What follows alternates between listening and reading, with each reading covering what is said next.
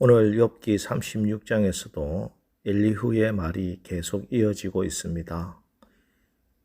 앞서 35장에서 엘리후는 욥에게 높이 계신 하나님을 증거했습니다. 인간이 아무리 뛰어봤자 하늘에 닿을 수 없듯 우리가 아무리 어렵게 살려고 노력한들 하나님의 영광에 도움을 줄 수 없다. 있는 힘껏 돌멩이를 던져도 하늘은 여전하고 구름은 자기 갈 길을 가듯이 우리가 죄를 지었다고 하나님의 영광을 가릴 수 없는 것이다. 마찬가지로 인간이 아무리 어렵다고 해도 그것이 하나님을 더 영광스럽게 하지도 못한다. 우리는 하나님 영광에 더할 것도 하나 없고 우리로 인해 하나님의 영광이 훼손될 수도 없는 피조물일 뿐이다. 이런 말씀이었죠. 자, 그런데 이 엘리후의 말은 반은 맞고 반은 틀렸다고 말씀드렸습니다. 우리가 이렇게만 하나님을 이해한다면 하나님은 차가우신 하나님이시고 우리 인간과는 아무런 관계를 맺지 않으시는 하나님으로 오해할 수밖에 없습니다. 하지만 다행스럽게도 오늘 36장으로 넘어오면서 엘리후의 하나님 이해가 넓어지고 있습니다. 높이 계신 하나님께서 우리 인생에 관심을 가지시고 우리가 어떤 고통 가운데 있든지 돌보시고 살피시는 분이라고 증거합니다. 오늘 말씀 5절에서 7절입니다. 하나님은 능하시나 아무도 멸시하지 아니하시며 그의 지혜가 무궁하사 악인을 살려두지 아니하시며 고난받는 자에게 공의를 베푸시며 그의 눈을 의인에게서 떼지 아니하시고 그를 왕들과 함께 왕자에 앉히사 영원토록 존귀하게 하시며. 이 말 욥에게, 특별히 고난 가운데 있는 욥에게는 큰 위로가 되는 말씀입니다. 그리고 15절과 16절에 가면 더 직접적으로 욥에게 위로가 되는 하나님을 증거합니다. 하나님은 공고한 자를 그 공고에서 구원하시며 학대당할 즈음에 그의 길을 여시나니 그러므로 하나님이 그대를 환난에서 이끌어내사 좁지 않고 넉넉한 곳으로 옮기려 하셨은즉 무릇 그대의 상에는 기름진 것이 놓이리라. 욥이 이 말을 듣고 얼마나 위로가 되었겠습니까? 하나님은 너의 고통을 모른 채 하시는 분이 아니시고 하나님은 너의 고통에 귀를 기울이시고 신원하셔서 회복시켜 주실 것이다. 욥의 상에는 기름진 것이 놓일 것이다. 이 말이 고통 가운데 있는 욥에게는 큰 위로가 되었을 겁니다. 사실 욥의 친구들은 인과율 오직 한 가지에만 매여 있었습니다. 그래서 줄기차게 원인과 결과에 의한 하나님만 선포했습니다. 욥은 그의 친구들의 말을 듣고 계속해서 반론을 제기합니다. 하지만 엘리후가 계속해서 말을 이어가고 있는데도 욥은 한마디도 하지 않습니다. 엘리후의 말을 들을만 했기 때문입니다.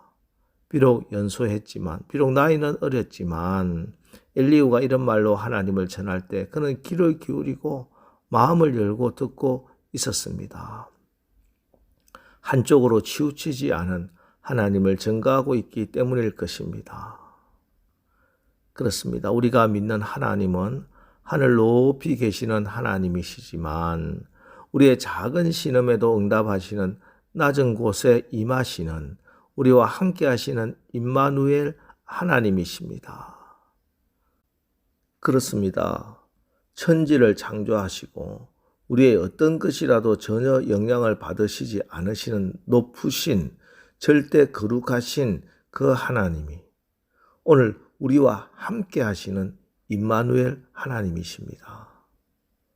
공고한 자를 그 공고에서 구원하시는 하나님, 학대 당하는 자들의 그 신음소리에 귀를 여시는 하나님, 우리를 환난에서 이끌어내사 좁지 않고 넉넉한 곳으로 옮기시는 하나님, 원수들 앞에서 우리의 상에는 기름진 것으로 놓아주시는 하나님이십니다.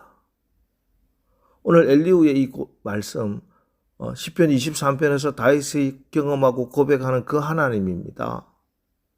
아마 욥도 지금 엘리후의 말씀을 통해서 시편 23편에 다윗의 하나님을 만나고 있었을 것 같습니다. 그래서 오늘 새벽에는 제가 시편 23편을 공동 번역으로 읽어드리겠습니다. 야훼는 나의 목자 아쉬울 것 없어라. 푸른 풀밭에 누워 놀게 하시고 물가로 이끌어 쉬게 하시니 지쳤던 이 몸에 생기가 넘친다. 그 이름 목자이시니 인도하시는 길 언제나 곧은 길이요. 나 비록 음산한 죽음의 골짜기를 지날지라도 내 곁에 주님 계시오니 무서울 것 없어라. 막대기와 지팡이로 인도하시니 걱정할 것 없어라.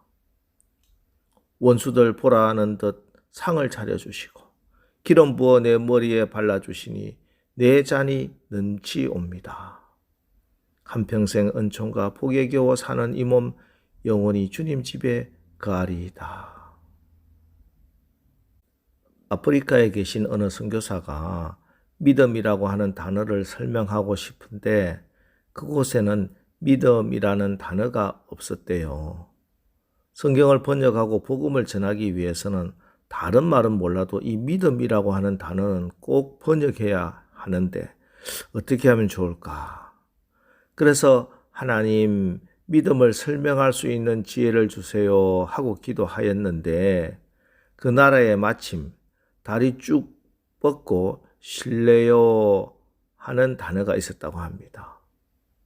그래서 요한복음 3장 16절을 번역하기를 하나님이 세상을 이처럼 사랑하사 독생자를 주셨으니 이는 저의 품에서 다리를 쭉 뻗고 쉬는 자마다 멸망치 않고 영생을 얻게 하려 함이라 하고 번역을 했다고 합니다. 자, 얼마나 멋진 번역입니까?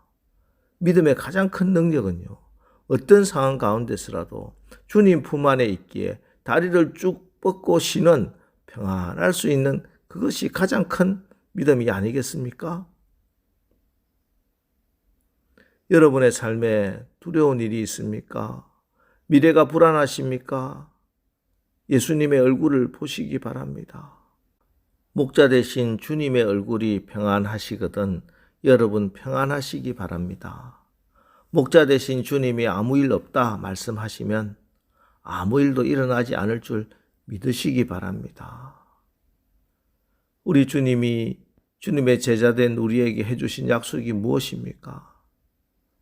마태복음 마지막 절 28장 20절 내가 너희에게 분부한 모든 것을 가르쳐 지키게 하라. 볼지어다 내가 세상 끝날까지 너희와 항상 함께 있으리라 하시니라.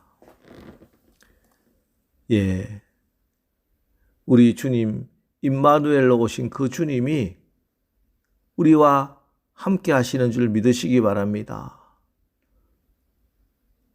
가나안 땅을 앞둔 이스라엘 백성들의 눈앞에는 두 가지가 놓여 있었습니다. 하나는 넘실대는 들어가면 죽을 것 같은 요단 강물입니다. 또 하나는 제사장의 어깨 위에 놓여 있는 언약궤입니다. 요단강은 강물을 바라보면 건너지 못합니다. 언약궤, 예수 그리스도를 바라보고 말씀을 붙들고 건너는 것입니다. 오직 하나님의 말씀에 순종하고 예수님을 바라보고 예수님 손 꼭 붙잡고 담대히 믿음으로 요단강물에 들어서면 요단에 발을 내디디면 강이 갈라지고 길이 열리게 되는 것입니다.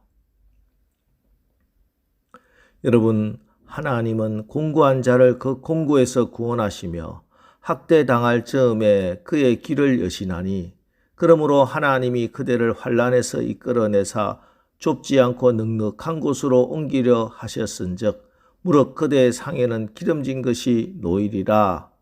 오늘 이렇게 말씀하셨습니다.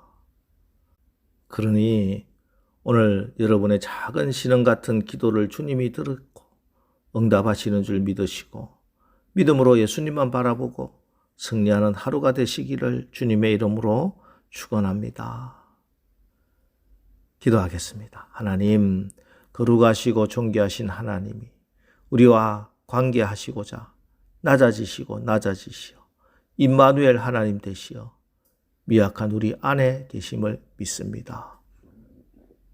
내 안에 계신 주님이 나의 작은 신음 같은 기도를 듣고 응답하시는 줄 또한 믿습니다.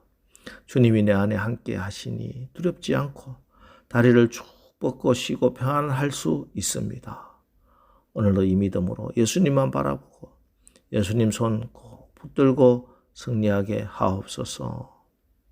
예수님의 이름으로 기도합니다. 아멘. 자, 이제 주여 오늘 하루도 우리가 임마누엘 나와 함께 하시는 예수님의 손을 꼭 붙들고 평안함과 담대함으로 승리하는 귀한 날 되게 하옵소서. 오늘 말씀을 붙들고 우리 합심해서 기도하고 나가겠습니다. 우리 기도하겠습니다.